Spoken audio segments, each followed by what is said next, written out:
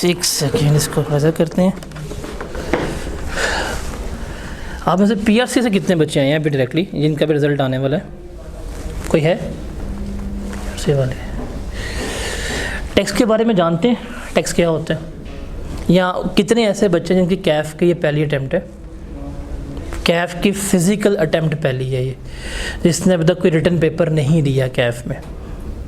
ठीक है, चलें जी। आज का सेशन जो है वो सॉर्ट ऑफ गाइडेंस के बारे में ही है कि ये पेपर है क्या, टैक्स का किस तरह से है, कैसे लेके चलेंगे और प्लानर क्या होगा इस चैप्टर में, इस सब्जेक्ट में कौन सी ऐसी चीज़ें हैं जो आपका मेन फोकस हो सकता है। रीज़न्स ऑफ फेलियर जो है वो हम इसमें देखेंगे और किस तरह से आप इसमें एक्सेलेंस जो है वो अचीव कर सकते हैं। अच्छा, मुझे एक चीज़ बताएं कि सीए में किसी भी सब्जेक्ट में जो बंदा टॉप करता है उसको क्या चीज़ मिलती है, क्या अवार्ड मिलता है, पता है?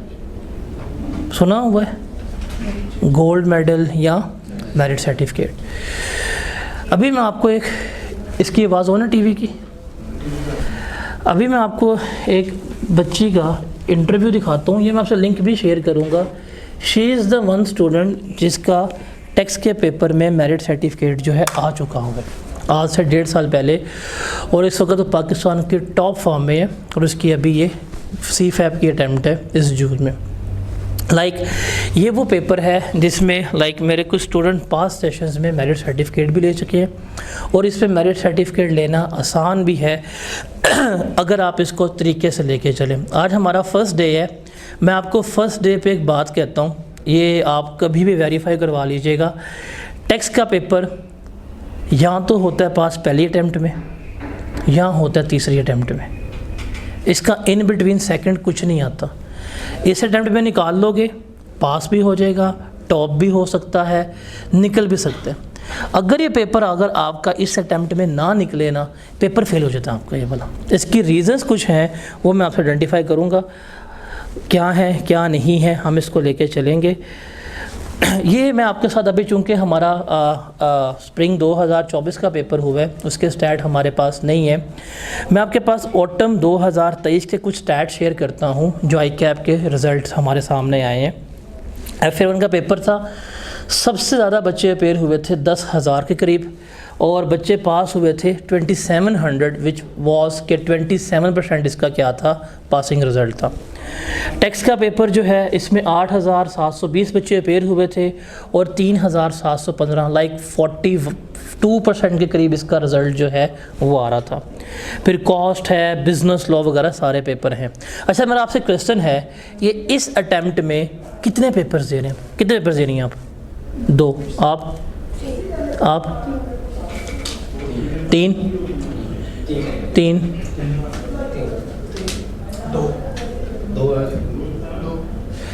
अब 3 पेपर या 2 पेपर अगर पूछा जाए अभी तक आपको कितने लोगों ने डराया कि 3 पेपर डूएबल नहीं है, नहीं पास हो सकते? कभी किसी ने मिसगाइड किया है? तो फिर 2 क्यों दे रहे हैं? आपके साथ ना मैं ICAP के स्टैट शेयर करता हूँ ऑटम 2023 की अटैम्प्ट के। स्प्रिंग 24 का भी आए नहीं है, रिज़ल्ट आने वाला है, आपने कुछ पेपर दिए होंगे, चल जाएगा पता क्या है। ये हमारे पास स्टैट्स हैं लास्ट अटैम्प्ट के। आपके पास जिन बच्चों के 4 पेपर क्लियर हुए हैं वो कितने हैं? 117। एक बच्चा नहीं है, 2 बच्चे नहीं हैं, 3 बच्चे नहीं हैं, 4 बच्चे नहीं हैं, कितने हैं? More than 100 students were able to secure 4 papers, जिन्होंने उस अटैम्प्ट में 4 पेपर पास किए। इसका मतलब जिन्होंने 4 पेपर पास किए हैं वो भी तो किसी इंसान के बच्चे थे ना, जिनके बच्चे तो नहीं थे। फिर हम आते हैं 3 पेपर्स वाले। 3 पेपर्स जिन बच्चों के क्लियर हुए हैं वो कितने हैं? 1277। इसका मतलब 3 पेपर्स अगर आप इस अटैम्प्ट में अपेयर हो रहे हैं तो ये एक डूएबल अप्रोच है, डूएबल स्ट्रेटजी है और ये पास हो सकते हैं। ये मैं सिर्फ हवा में तीर नहीं चला रहा, आपके पास ICAP के स्टैट शो हो रहे हैं कि आप ये पेपर पास कर सकते हैं।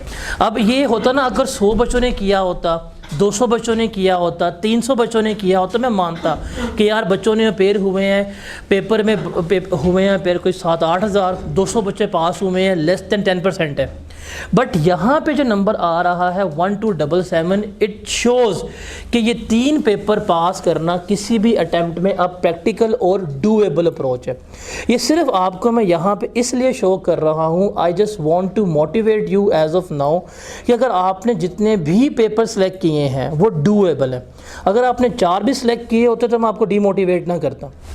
अब 2 पेपर कितने बच्चों ने पास किए हैं? 2811, मतलब इसका भी डबल। इसका मतलब जो बच्चे 2 पेपर्स में अपेयर हो रहे हैं वो तो अपने आप को आज ही कंसीडर करें कि हमने पेपर पास करने हैं और हमारे पास होने चाहिए।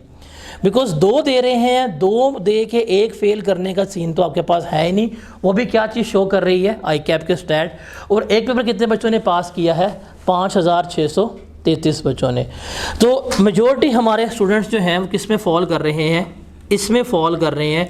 और आई कैप के स्टैट ये शो करते हैं कि इतने नंबर ऑफ़ स्टूडेंट्स अगर पास कर रहे हैं तो ये एक डूएबल अप्रोच है, ये लाइक प्रैक्टिकेबल अप्रोच है, ये कोई ख्वाब नहीं है या कोई अनहोनी वाली बात नहीं है कि जी बड़े लाइक बच्चे कर सकते हैं और एवरेज स्टूडेंट्स हो गए ये नहीं कर सकते।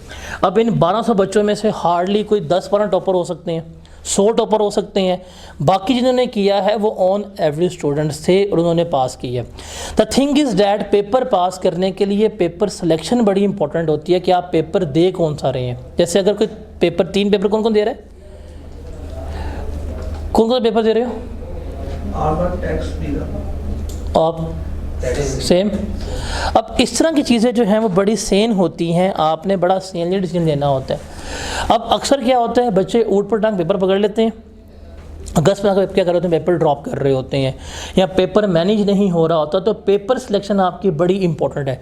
अगर आपके 2 पेपर हैं, आपके पास स्टैट हैं कि भाई लास्ट सेशन में 2800 बच्चों ने पेपर पास किए, इस सेशन में भी तकरीबन यही स्टैट जाने हैं। अगर आपके 3 पेपर हैं तो लास्ट सेशन में 1200 बच्चों ने पेपर पास किए। अगर आपके 4 पेपर किसी के हैं तो लास्ट सेशन में 117 बच्चों ने पेपर पास किया है। इन 117 में से लास्ट सेशन के मेरे 7 से 8 स्टूडेंट्स थे इन 117 में शामिल हैं, जिनके मैं आपको भी शो करता हूँ सीरियल नंबर, जिनका पेपर पास हुआ है, चारों के 4 पेपर पास किए हैं।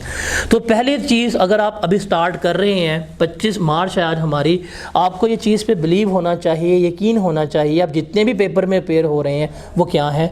पासेबल हैं, वो पास होने चाहिए और वो हो सकते भी हैं। अब इसकी आवाज़ शायद यहाँ पे नहीं होगी, मैं आपसे ये शेयर करूँगा बाद में वीडियो ग्रुप में आपके। शी इज़ द स्टूडेंट जिसका टैक्स का मेरिट सर्टिफिकेट आया आज से 1.5 साल पहले, और ये उस अटैम्प्ट में आया है जिसमें टैक्स का one of the worst result आया था, जिसमें टैक्स में कोई 9000 बच्चा अपेयर हुआ था और 2000 से भी कम बच्चा पास हुआ था। And she was the one जिसके हाईएस्ट मार्क्स आए थे। आप अगर कहें जी ये कोई बड़े लाइक शहर से होगी या बड़े एक प्रिविलेज फैमिली से होगी, तो ऐसा आंसर नहीं है। ये एक दूर इलाके से टोबा टेक सिंह से बिलोंग करती थी और वहाँ बैठ के इसने स्टडी किया था और वहाँ बैठते हुए इसने सारा कुछ सिक्योर किया है। अगर ये सिक्योर कर सकती है इतने रिमोट एरिया से होते हुए, तो आप लोगों के पास अगर सारी फैसिलिटीज़ हैं तो आप क्या कर सकते हैं? सिक्योर कर सकते हैं। अलॉन्ग विद डैट सिर्फ इसने पास नहीं किया, ये कुछ लास्ट सेशन का रिज़ल्ट है, मैं आपके इंस्टा पे लिंक शेयर करूँगा। तकरीबन 300+ के करीब रिज़ल्ट है। CRN आप वेरीफाई कर सकते हैं जिनका टैक्स का पेपर पास हुआ। इसमें कुछ ऐसे बच्चे हैं जिसके 3 पेपर पास हुए हैं, अगर आपको भी शो होंगे, और 2 पेपर भी पास हुए हैं। जैसे मैं आपको यहाँ पे दिखाता हूँ, कोई मिल जाए मुझे, अल्लाह करे। जैसे ये वाला है, इसका टैक्स R1 और B लो, अगर आपका ये वाला पेयर है इसने वो पास किए हैं। उसके अलावा अगर आप इसका देखें, कौन सा है? टैक्स R1 B लो, इसने ही पास किया है। यहाँ पे 4 वाले भी है थे, ये देखें, इसका भी टैक्स CMA और बिज़नेस लॉ जो है इसने पास किया हुआ है। तो द थिंग इज़ डैट के सारे डूएबल चीज़ें हैं, ये कोई ख्वाब नहीं है। मैं आपको रियल स्टैट्स जो है वो शेयर करूँ, मैं आपसे लिंक भी शेयर कर दूँगा, आप इसको जगह क्या कर सकते हैं? वेरीफाई कर सकते हैं। और ये सिर्फ आपको मोटिवेट करने के लिए। इसमें एक हमारा एक ऐसा बच्चा भी है जिसने लास्ट सेशन में गालिबन सिर्फ़ और सिर्फ 32 डेज़ पढ़ा था। शदीद बीमार हुआ था, टाइफाइड हुआ, फिर डायरिया उसको हो गया, घर चला गया, घर में मसले मसाइल हुए, एट द एंड आया 32 डेज़ पड़ा था, 3 पेपर दिए थे, तीनों पेपर निकाले थे उसने। तो स्टिल ये चीज़ क्या है, डूएबल है। सिर्फ मैं आपको ये चीज़ कहूँगा कि अगर ये लोग कर सकते हैं तो आप भी क्या करेंगे, आप इसको लेके चल सकते हैं। तो चलते हैं लेके कि हम आपको क्या ऑफ़र करेंगे, क्या सर्विसेज वगैरह होंगी। सबसे पहले ये आपका बैच जो है वो डेडिकेटेड है, इसमें कोई क्लास आगे जाके हम मर्ज नहीं कर रहे, यही चलेगी। आपको डेली क्लास की रिकॉर्डिंग्स जो है पोर्टल पे प्रोवाइड की जाएंगी। इसके अलावा अगर कोई अनहोनी ना हुई, कोई सानिया रूनमा ना हुआ पाकिस्तान में, उस वक्त रिकॉर्डिंग देनी पड़ती है। उसके अलावा आपको सारी की सारी क्लास फिज़िकली ही यहाँ पे कंडक्ट होगी और उसी की ही रिकॉर्डिंग जो है वो क्या की जाएगी, आपको प्रोवाइड की जा रही होगी। एट द एंड आपको अगस्त के महीने में, टू बी वेरी स्पेसिफिकली 7 अगस्त से लेके 20 अगस्त तक आपको इस सेशन में 13 डेज़ का करवाया जाएगा क्रैश कोर्स। रिविजन्स भी होंगी जो at the end of this session शामिल होंगी। आपका हमारा टाइम यही रहेगा, ये टाइम हमारा चेंज नहीं होगा। आपके पास क्लासरूम के स्पोर्ट्स वगैरह भी होगी, आपका एक कॉम्प्रिहेंसिव टेस्ट सेशन भी होगा जो क्लास का पार्ट होगा, जिसका स्केजुअल हम आपसे कल या वेडनेसडे को शेयर करेंगे, जिसमें अराउंड 24 प्लस टेस्ट जो हैं वो शामिल होंगे। 24 के करीब टेस्ट हैं जिसमें मिड टर्म्स, क्वार्टर मॉक्स और मॉक्स वगैरह शामिल हैं जो आपने पूरे सेशन में देने होंगे। और हमारा सेशन वाइंड अप टाइम जो है वो गालिबन 10 से 15 जुलाई के दरमियान है। हम 10 जुलाई या हद गए तो हम 15 जुलाई तक अपना सिलेबस जो है वाइंड अप कर रहे होंगे। डैट विल बी एग्जैक्टली 1.5 महीना पहले एग्ज़ाम से हम अपना सिलेबस वाइंड अप करेंगे। तो ये सारे फीचर्स जो है वो हम लेके चल रहे होंगे। अब आपको यहाँ पे आए हैं तो यहाँ पे कुछ चीज़ें जो हैं वो आपको अडॉप्ट करनी पड़ेंगी। सबसे पहले आप लोगों के पास एक डेडिकेटेड रजिस्टर होना चाहिए टेक्स्ट के लिए, जो बिल्कुल नया हो, उस पर कोई और चीज़ ना लिखी हो। एक आपके पास होना चाहिए कैलकुलेटर। ये 2 चीज़ें जो हैं वो आपके लिए सफिशेंट हैं। बाकी चूँकि अभी बुक्स प्रिंटिंग में चली गई हैं हमारी, ईद के बाद अवेलेबल हो जाएंगी, बुक्स भी आपके पास अवेलेबल होंगी। टिल डैट हम आपको नोट्स जो हैं वो प्रोवाइड कर देंगे। आपका सिर्फ काम होगा कि आपने क्लासरूम में बैठना है और फोकस करना है। जो चीज़ इंपॉर्टेंट होगी सिर्फ़ और सिर्फ आपने वो लेके लिखनी है। पूरा लेक्चर नोट करने की ज़रूरत नहीं है, बिकॉज लेक्चर मेरा मोस्टली स्लाइड्स पे आना है, टीवी के ऊपर ही होना है। मैंने बोर्ड बहुत कम इस्तेमाल करने। एट द एंड जब स्लाइड्स कंप्लीट हो जाएगी, मैं पूरा लेक्चर जो है क्या कर दूँगा, आपसे शेयर कर दूँगा। आपको लेक्चर नोट करने में ऐसा कोई प्रॉब्लम वगैरह नहीं होगी। आपका फोकस कहाँ होना चाहिए, बिल्कुल बोर्ड पे होना चाहिए, चीज़ों को नोट डाउन करने के ऊपर। आपको हर कंसेप्ट, हर एग्जाम्पल, हर लॉजिक जो है वो एक्सप्लेन किया जाएगा। आई कैप के पास पेपर की प्रैक्टिस हम सेपरेट करेंगे, सेपरेट सेशंस से कंडक्ट करवा रहे होंगे। At the end of chapter आपको चैप्टर की summaries, flow chart, summary sheets जो हैं वो प्रोवाइड की जाएंगी। न्यूमेरिकल्स जो हैं वो प्रोवाइड किए जाएंगे। उसके अलावा अगर आपको कोई इशू वगैरह हो, आपके पास व्हाट्सएप ग्रुप की सपोर्ट होगी, आप वहाँ मेरे से पूछ सकते हैं। अगर मैं अवेलेबल नहीं हूँ तो टीए रूम में यहाँ पे टीए अवेलेबल होगा, आप उसके पास आ सकते हैं। अगर आपने उससे नहीं पूछना तो आप मुझे पर्सनल मैसेज भी कर सकते हैं, मैं शाम में फ्री होकर आप लोगों को रिस्पॉन्ड आउट सारा कर रहा हूँगा। तो ये सारा कुछ जो है वो हम क्या कर रहे होंगे, यहाँ पे ऑफ़र कर रहे होंगे। और इसके साथ जो सबसे एडिशनल चीज़ है जो आपका पेपर पास करवाएगी वो टेस्ट की सपोर्ट होगी।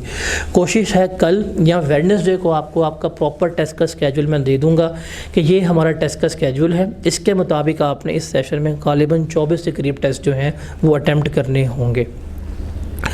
उसके अलावा आपकी कुछ एडिशनल असाइनमेंट्स भी होंगी और क्विज़ेस भी होंगे। मैं आपको इसके बारे में ये कह सकता हूँ कि अगर आप ये कर जाते हैं ना, आपका आई कैप का पेपर कभी भी इनसे बाहर नहीं होता। कभी भी किसी सीनियर से पूछ लीजिएगा, कभी भी किसी सीनियर से जिसने मेरे टेक्स्ट पढ़ा हुआ है, वो आपको ये कहेगा कि कुछ करें या ना करें, ये लाजमी करके जाइएगा। इसमें से पेपर जो है वो लाजमी निकल के आ रहा होता है। तो ये सारा कुछ जो है वो आपको प्रोवाइड किया जा रहा होगा। उसके बाद हमें पता है हमारे पास 3 मोड्स ऑफ स्टडी हैं। फ़िज़िकल क्लासेस हैं, हमारे पास कॉम्बो मोड है और हमारे पास ऑनलाइन है। अब फ़िज़िकल वालों के तो मौजे हैं, वो आएंगे, रोज़ बिस्त होंगे। अगर नहीं पढ़ रहे, अगर पढ़ रहे हैं तो अप्रिशिएट हो रहे होंगे। लेकिन द प्रॉब्लम इज़ डैट जो बच्चे ऑनलाइन हैं वो कैसे पढ़ें, उनको अक्सर जो है वो प्रॉब्लम फेस करनी पड़ जाती है। कंसिस्टेंसी जो है वो डेवलप नहीं हो रही होती, लेक्चर रूटीन्स नहीं बन रही होती, पढ़ने का तरीक़ेकार नहीं होता। या अगर कोई भी सब्जेक्ट जो है अगर आप पढ़ना चाहते हैं तो रिमेंबर, आप नॉट ओनली फॉर टेक्स्ट, आप लॉ पढ़ रहे हैं, अकाउंटिंग पढ़ रहे हैं या कुछ भी सब्जेक्ट पढ़ रहे हैं, रिमेंबर आप किसी भी सब्जेक्ट को पहले अटैम्प्ट में पास करना चाहते हैं ना, तो ये 7 स्टेप्स जो हैं ये आपने क्या करने हैं, फॉलो करने हैं। अगर आप इंसान की तरह किसी भी सब्जेक्ट को लेके चलना चाहते हैं, सबसे पहले आपके पास या तो नोट्स होने चाहिए या बुक होनी चाहिए। कोशिश किया करनी है आपने थ्रू आउट द सेशन कि जो चीज़ नोट डाउन करनी है, जो चीज़ लिखनी है, वो किताब के ऊपर लिखें, अपने रजिस्टर्स के ऊपर ना लिखिएगा, बिकॉज रजिस्टर्स मिसप्लेस हो सकते हैं, किताब जो है मिसप्लेस नहीं हो रही होती। लेक्चर को आप लोगों ने सुनना है केयरफुली, जो इम्पोर्टेंट पॉइंट्स हों सिर्फ वो आप लोग कहाँ पे करें, रजिस्टर पे लेके चलें। फिर अब टैक्स की बात करें तो यहाँ पे हम various heads of income deal कर रहे होते हैं। आपका हर हेड ऑफ इनकम के अलग नोट्स होने चाहिए। ये है मेरे एंड तक। इसके बाद स्टेप नंबर 5 आता है आपके एंड का। जब कोई भी चैप्टर आपका कंप्लीट हो जाए, जितनी भी एग्जाम्पल, जितने भी क्वेश्चंस होंगे आपने वो करने हैं। पास पेपर के क्वेश्चंस जो अवेलेबल होंगे वो करने हैं। उसके बाद असाइनमेंट करके अगर किसी चैप्टर पे आगे मूव होना है तो आपके पास प्रीवियस चैप्टर की समरीज़ होनी चाहिए। समरीज़ प्रोवाइड करना मेरा काम है। जस्ट टेक एन एग्जांपल, हम कल स्टार्ट करेंगे सेल्स टैक्स। अब सेल्स टैक्स हम गालिबन करेंगे 20 दिनों में, जो हमारे सिलेबस का 30% एरिया है वो हम 20 दिनों में कर रहे होंगे। वो 20 दिनों में करवाने के बाद मैं आपको 5 पेजेस दूंगा, वो 5 पेजेस पूरा सेल्स टैक्स है। तो एक चीज़ जो पूरी लॉजिकली हमने करनी है, लॉजिकली करने के बाद उसको समराइज वे में प्रोवाइड करना किसका काम होगा, मेरा काम होगा। आपका बस यहाँ पे ये रोल होगा कि आपने जब चैप्टर करना है आपने कंप्लीट कंसेप्चुअली ही लेके चलना है, आपने प्रॉपर कंसेप्ट्स के साथ ही डिस्कस करना है। लेकिन जब उसको याद करना है या जब उसमें से कोई प्रैक्टिस वगैरह करनी है, फिर आपके लिए क्या होना चाहिए, समरीज जो है वो काम आएगी। या तो अगर आप अपनी खुद की समरीज बना ले, that is well and good, लेकिन आपको मैं ही समरीज प्रोवाइड कर दूंगा। और जब बुक आ जाएगी तो बुक में आपको तकरीबन हर चैप्टर के एंड के ऊपर समरीज, हर चैप्टर के स्टार्ट के ऊपर फ्लो चार्ट्स जो हैं वो गिवन होंगे। आपको पता होगा कि इस चैप्टर में सिर्फ यही बातें थी, ये की कंसेप्ट्स थे जो हमने डिस्कस की हैं। तो आपका टेक्स्ट की लर्निंग ईजी करवाने के लिए ये चीज़ जो है वो मैं क्या कर दूँगा, आपको प्रोवाइड कर दूँगा। और कोशिश होगी हमारी, आपके पास स्केड्यूल तो आ जाएगा, लेकिन हर चैप्टर जब एंड हमारा हुआ करेगा, अदर देन स्केड्यूल भी हम उसका टेस्ट जो है आपसे शेयर किया करेंगे। तो नेक्स्ट चैप्टर में जब भी हम मूव करेंगे उससे पहले क्या करना होगा, आपने टेस्ट अपेयर करना होगा। आप चाहे कॉम्बो मोड में है, चाहे फिज़िकल मोड में है, चाहे ऑनलाइन मोड में है, अगर आप ये 7 स्टेप्स को अडॉप्ट कर लेते हैं, आप किसी भी पेपर में हो, आप लॉ में हैं, आप रिपोर्टिंग्स में हैं, आप सीए में कर रहे हैं, आप टैक्स कर रहे हैं, आपका पेपर जो है पास हो सकता है। ये एक रूटीन है जो आपको डेवलप करनी पड़ेगी अलॉन्ग विद योर स्टडीज़। अगर आप ये कर लेते हैं आपका पेपर जो है पास हो सकता है। अब हमारी बुक्स कौन सी फॉलो होंगी और हमारा क्या स्टडी मटेरियल होगा, ये बुक है जिसका फर्स्ट एडिशन था, सेकंड एडिशन अभी चला गया हुआ है। अब चूँकि रमज़ान भी है ये और अभी आखिरी एक्स्ट्रा शुरू हो जाना है इस वीकेंड के बाद, तो हमारे पाकिस्तान में काम तो होता नहीं है, साफ सीधी बात है। अब जो अभी हम हो जाएंगे अगले वीक में एंटर, जो करेंगे ईद के बाद करेंगे वाले जोन में। पढ़ना कब है, ईद के बाद। काम कब करना है, ईद के बाद। तो अभी वो हमारा आ गया ईद के बाद वाला जोन। तो ईद के बाद राइट आफ्टर ईद इंशाल्लाह बुक जो है वो अवेलेबल हो जाएगी। आपको बुक्स डिलीवर कर दिए जाएंगे, जिनके है free of books, cost books जिनकी है उनको मिल जाएंगी। टिल डैट आपको कल क्लास स्टार्ट होने से पहले ही जो चैप्टर हमने करना है इन डेज़ में बिफोर ईद, उसका फ़िज़िकल हैंड आउट मैं प्रोवाइड कर दूंगा ताकि आपका कोई टाइम वगैरह वेस्ट ना हो। और ऑनलाइन भी हम उसका PDF शेयर कर देंगे जिसमें हम लेके चलेंगे। अच्छा, ये बुक की बात करूँ तो ये बुक बहुत ही कम्प्रीहेंसिव बुक है। इसमें चैप्टर्स जो हैं वो लेक्चर नोट्स की फॉर्म में है। It is not copy paste from the ordinance की, ऑर्डिनेंस को छापा मार दिया है। जिस सीरीज़ में, जिस वे में मैंने पूरा अपना लेक्चर लेके चलना है ना, जो मेरी स्लाइड्स होंगी, जो सीक्वेंस होगा, ये किताब उसी सीक्वेंस में सारी क्या है, डिज़ाइन है। तो it is a perfect copy of my lecture notes जो हम यहाँ पे लेके चल रहे होंगे। इसके अलावा इस किताब में 80+ न्यूमेरिकल्स जो हैं वो विद अपडेटेड सॉल्यूशंस होंगे, जिसमें आप कह सकते हैं 28 न्यूमेरिकल इनकम टैक्स के होंगे, 28 न्यूमेरिकल बिजनेस के होंगे, 30 न्यूमेरिकल सेल्स टैक्स के होंगे, इसके अलावा ये तो वो न्यूमेरिकल्स हैं जो आई कैप के कैफ लेवल के हैं। कोई 15 से 20 न्यूमेरिकल ऐसे हैं इसमें जो सी फैप के मैंने यहाँ पे लाके इस दफ़ा इनकॉर्पोरेट किए हैं, ताकि अगर आप एक एडिशनल प्रैक्टिस करना चाहते हैं अनसीन डिफ़िकल्टी की तो वो भी क्या होगी, इसमें शामिल होगी। अब इसमें सिर्फ क्वेश्चंस या नोट्स नहीं होंगे, हर क्वेश्चन के साथ जो एग्ज़ामिनर कमेंट्स थे, जो मार्किंग स्कीम थी, वो भी आपको गिवन होगी कि अगर आप कोई सवाल प्रैक्टिस कर रहे हैं, इसमें ये शॉर्ट कमिंग्स थी जो उसने आइडेंटिफाई की हैं, ये मार्किंग स्कीम थी। अगर ये सवाल 20 नंबर का है, इस 20 नंबर में से इस एडजस्टमेंट कितने मार्क्स थे, इस एडजस्टमेंट कितने मार्क्स थे, इस एडजस्टमेंट कितने मार्क्स थे, तो सारा कुछ आपको इस बुक में मिल रहा होगा। तो आप कोई क्वेश्चन कर रहे होंगे, जब जाकर उसका देखेंगे सोल्यूशन, एंड के ऊपर लिखा होगा कि भाई इस सोल्यूशन कितने मार्क्स थे, इस स्टेप कितने मार्क्स थे, बच्चों ने ये प्रॉब्लम्स की थी, सारा कुछ जो है उसने क्या किया होगा, आपको आइडेंटिफाई किया होगा, ये सारा कुछ जो है इस बुक में होगा।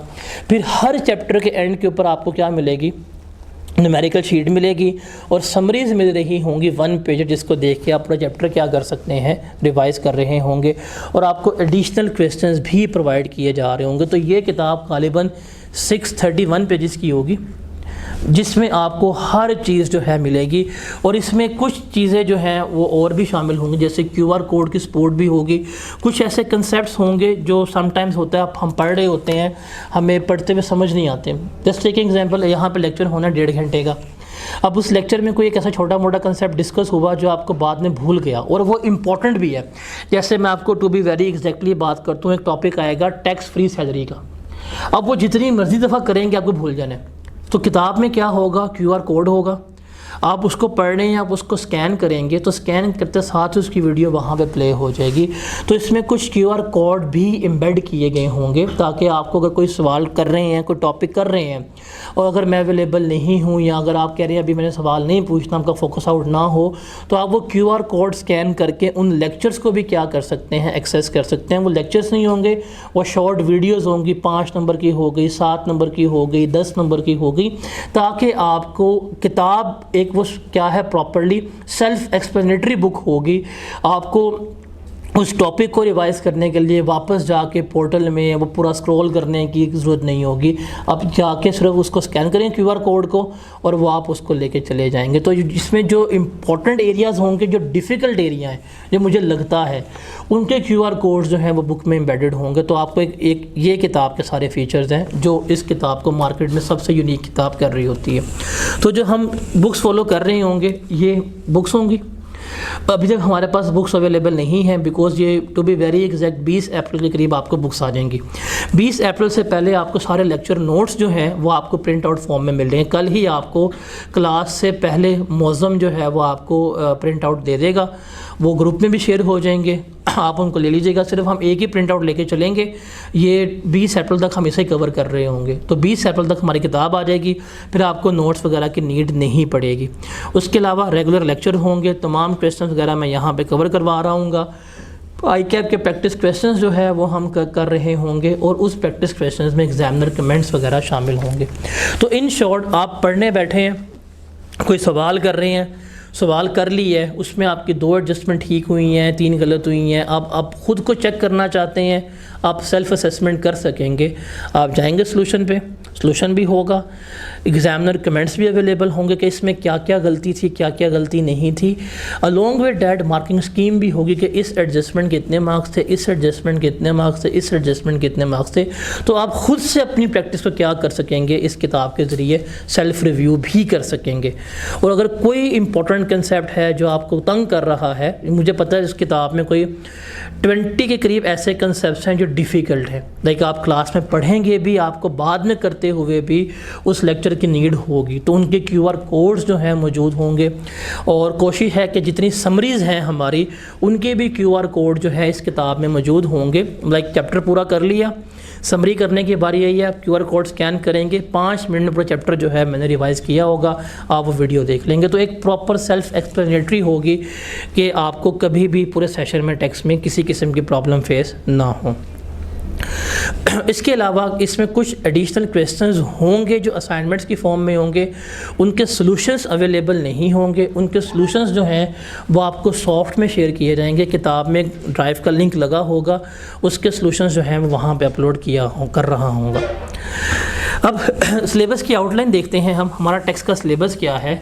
मैं अब यहाँ पे आपको ये डिस्कस नहीं करूँगा कि जी इसमें ये होता है वो होता है, नहीं, ये हम जब कल स्टार्ट करेंगे आपको चल जाएगा पता। लेकिन मैं आपको एक चीज़ बता देता हूँ कि ये टेक्स्ट का पेपर जो है ये हमारे पूरे कैफ में one of the most practicable जो पेपर है ना, वो टेक्स्ट का पेपर माना जाता है।